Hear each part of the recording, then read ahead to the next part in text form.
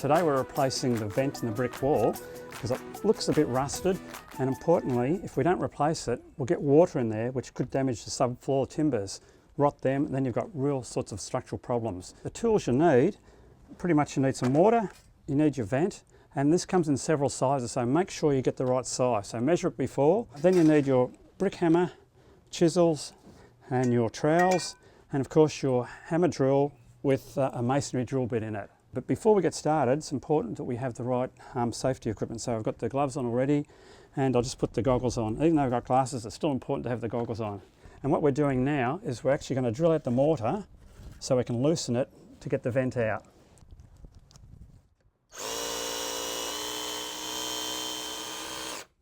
Now it's really loose, so we can just pull the old vent out like this, pull it out, and then before we put the new one in, we've just got to scrape all the old mortar away.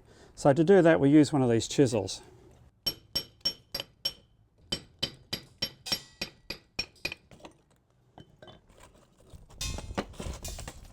So I've still got a little bit of mortar up the sides to get.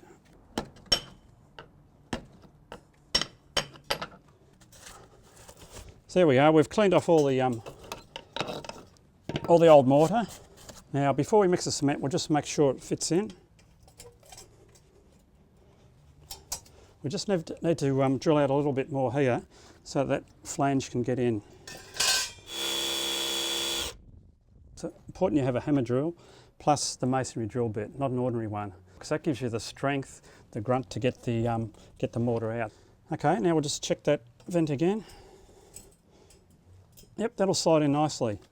So what we've got to do now is just mix some mortar up, put that in a bucket, add some water, stir it up, make it nice and malleable, and then we put that around. So we'll just start that off. Okay, now we're going to put some mortar along the base of where the vent's going to go. And then we put the vent in and put some mortar around the edges of it. A bit tricky, but that's the best way of doing it.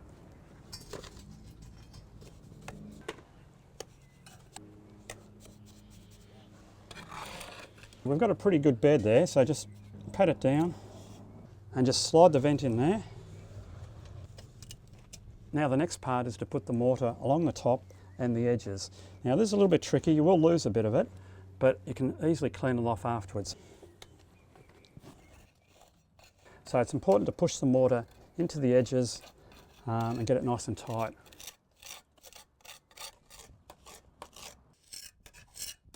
Okay, as you can see, we've got the mortar right around the new vent now.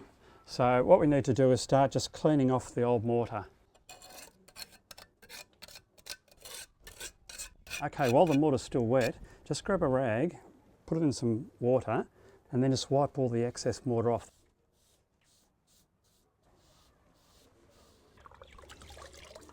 While you're cleaning, just wet your finger and rub it along the mortar. That'll make it nice and smooth.